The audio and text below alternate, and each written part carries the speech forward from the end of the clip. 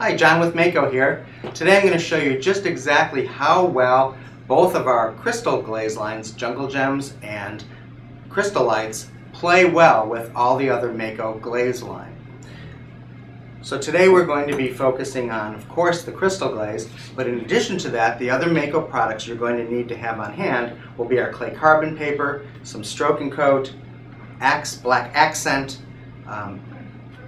foundation sheer, and we're going to do a little bit of stamping with our stroke and coat using our designer stamps and our sponge on a stick. So get ready to paint along and have a really exciting time seeing just how you can use crystal glazes in yet another fun way. So the first thing we need to do is transfer our frog design onto your bisque piece. So we're going to be using our clay carbon.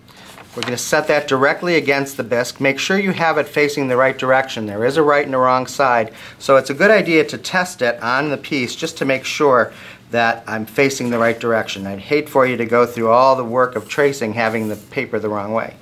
So then I'm going to take my pattern, and this can be any kind of drawing or printing or anything off of our website, and I'm lining this up with the clay carbon.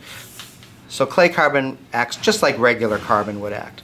Now I'm going to go over those pattern lines using a ballpoint pen, and I'm going to press rather firmly to be sure that I get a good transfer.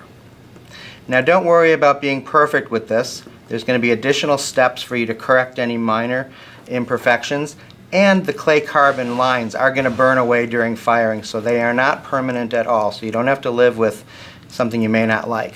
So once you get the entire pattern traced, we're going to be doing some stamping. So it's important that we come back and reinforce those lines, because if I were to stamp right over my tracing that are left behind with the clay carbon, it would be lost. So here's a tip for you. Go over your traced lines using a water-based marker, something a bright color. Red works really good, and just go right over all those clay carbon lines so that we'll be able to see them when we go on to the next step of stamping.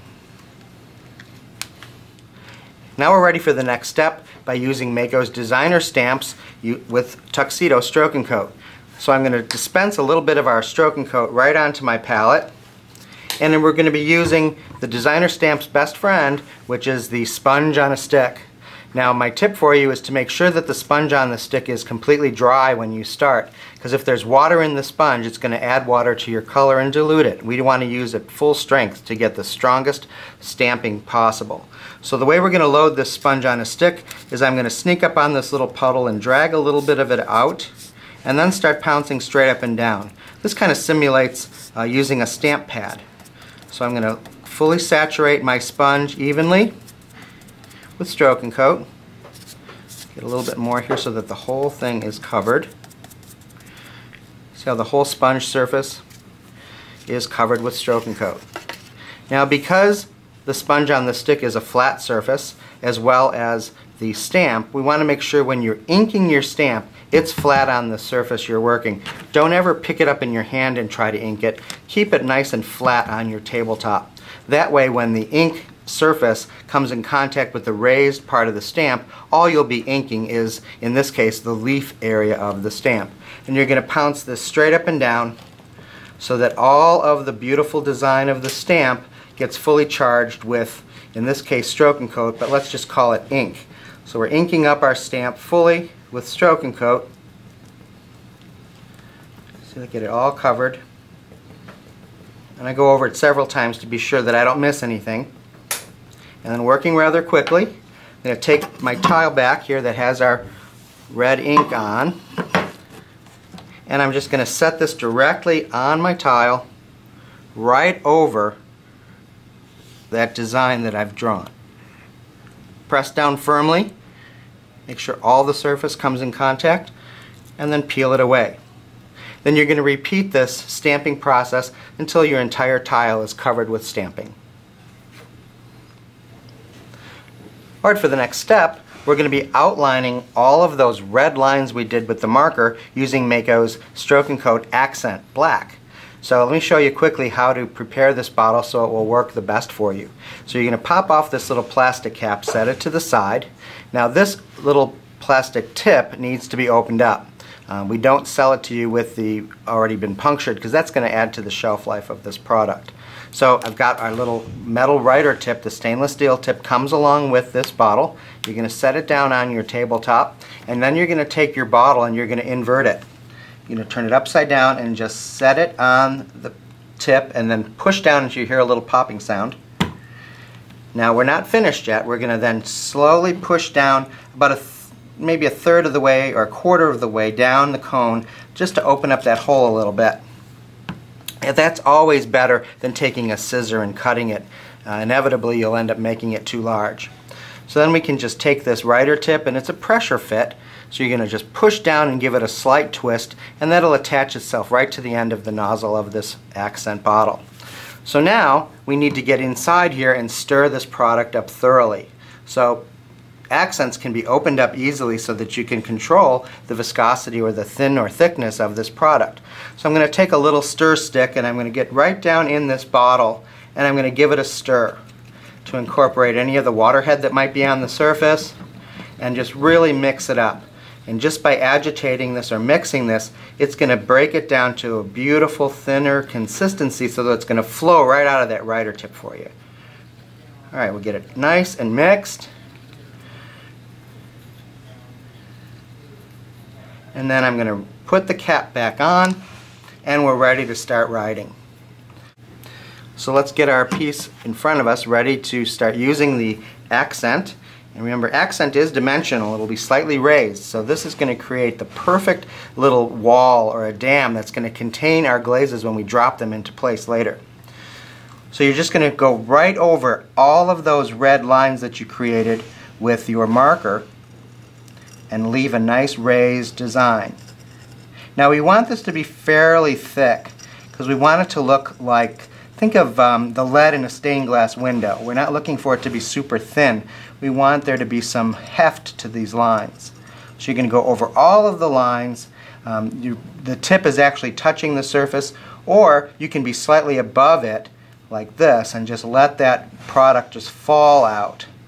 So whichever way you're comfortable with, you can get a nice raised dimensional line or dam using accent. Now the fun really begins. We're going to be using different glazes, crystal glazes as well as some sheer to complete our project. Now if you look and see, now that my accent is dry, that is a nice raised dimensional dam to contain our glazes so they won't run into one another. So we're going to start off with the crystal glaze. We're going to be using Pagoda Green. Now at the bottom of the jar you can see all those crystals are hanging out, so it's really important that we get in there and stir it thoroughly. So shaking is not enough. So we need to get in there with some sort of a stir stick, palette knife, or even the back end of a paintbrush. So you get down in here and really thoroughly combine the crystals with the glaze. Now a tip for you, whenever you're using a jungle gem or a crystal light glaze, because they're a non-toxic formula base, the minute I stop stirring this, these crystals are going to want to start sinking to the bottom again. So to make sure that we get crystals in every brush full, I'm going to pour some of this out onto a flat surface and kind of trick the glaze so that when I dip my brush in, instead of trying to sink down to the bottom of the jar, the crystals are nice and handy so that I can find them as I'm applying them. So you're simply going to load up your script liner brush, really nice and full with color, and I'm fishing around here looking for some crystals, and you want to make sure you include them. And you're just going to drop this in, a generous amount of glaze, and then I'm kind of using the brush to kind of scoot that glaze around so I'm forming a nice puddle of this glaze. This way I'm only needing to apply one generous coat. See those little crystals in there? So make sure that they're in every brush full. So by working on this flat surface, I can scoop my brush around and find them. See, where are you? It's like fishing here. So there, I'm going to scoop one up, scoop them up, and drop them in place, and then scoot that glaze around. Now remember, these crystals are going to bloom open quite much bigger, so don't feel like, boy, I'm not getting enough crystals, I better go back in and jam some more in. They're going to be there after firing. So I'm using the Pagoda Green on the frog's body. You would then come back in and use Yadro print on the branch that he's clinging to, and even drop some of the red stroke and coat the same way I'm using this crystal glaze in his eyes. Now the last painting step is we're going to do a backgrounding. We're going to be featuring one of our sheer foundation glazes. This one's dry champagne. Sheer glazes, just as the name implies, this stamping that I've done on the background will shine right through this glaze, but the dry champagne is a beautiful creamy off-white tone, so it'll allow that stamping to pop right through. Now I'm going to use the soft fan brush here, and I'm actually going to brush this on. Scoot it right to the edge of my accent glaze, and I'm just going to brush this out smoothly, and I'm going to apply 2 coats